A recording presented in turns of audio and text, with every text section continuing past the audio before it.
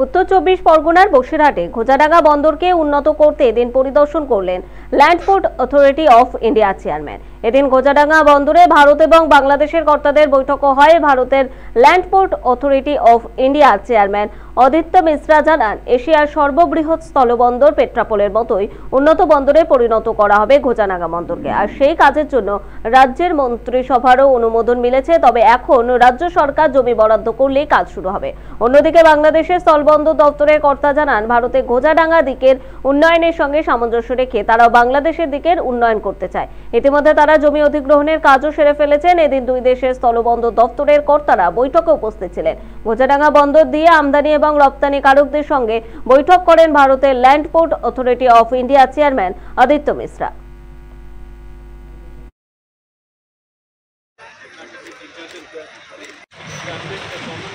पेट्रापोल पे हमारा land port है, तो वैसे ही यहाँ पे भी लैंड पोर्ट बनाने का प्रस्ताव है। तो अभी जो आपकी वेस्ट बंगाल गवर्नमेंट है, उन्होंने उसको कैबिनेट ने अप्रूवल दे दिया है। तो जैसे ही हमें यहाँ ज़मीन उपलब्ध हो जाएगा, हम यहाँ पे मॉडर्न एक लैंड पोर्ट बनाएंगे, जिससे कि सारी सुविधाएं आपको उसमें मिल जाएंगी। अब अभी जो है वो काफ़ी आप देख ही रहे हैं, काफ़ी यहाँ पे कन्फ्यूजन है। गाड़ियाँ कहीं और पार्क हो रही हैं, स्टाफ को बैठने की ठीक से जगह नहीं है और इमिग्रेशन की फैसिलिटीज़ ठीक से नहीं है। तो उन सबको थोड़ा एक जगह पे लाके और उनको उनके लिए मॉडर्न फैसिलिटी क्रिएट करेंगे।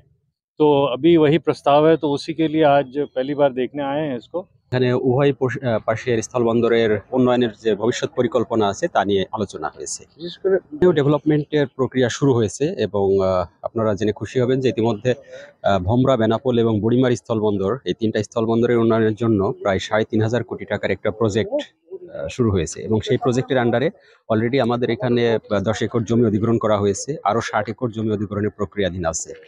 জমি অধিগ্রহণের পাশাপাশি এখানে বন্দরের ডেভেলপমেন্টের জন্য অন্যান্য যে সকল ইনফ্রাস্ট্রাকচার ডেভেলপমেন্ট করার দরকার, বিশেষ করে shed, parking yard, officers quarter, everything, হ্যাঁ, এগুলো আমাদের মাস্টার প্ল্যানে অন্তর্ভুক্ত আছে এবং খুব শীঘ্রই এগুলার কার্যক্রম শুরু হবে। ওনারা এসেছিলেন, আমরা আমাদের প্রপোজালটা রেখেছি ওনার সামনে।